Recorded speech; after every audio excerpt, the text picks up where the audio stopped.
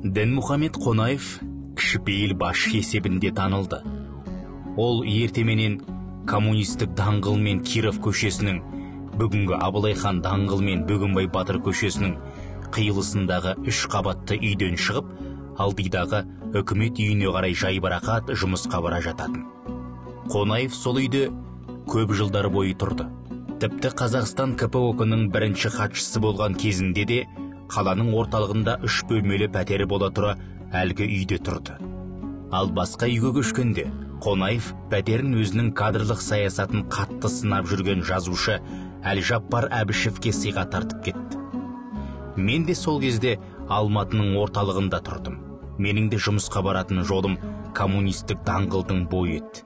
Анда-санда алдымнан жалғыз келе жатқан ұзын бойлы Қонаевтың сымбатты тұлғасын сыртынан көретінмін. Осыны айтсам, адамдар сенбейді. Қалайша ол күзетсіз жүр деп. Расында да күзет қызметінің саны көбейтіліп, кім көрінген жанына күзет қаптатып жатқан уақытта мемлекеттің бірінші адамы жұмысқа жаяу және күзетсіз барады дегенге сену өте қиын.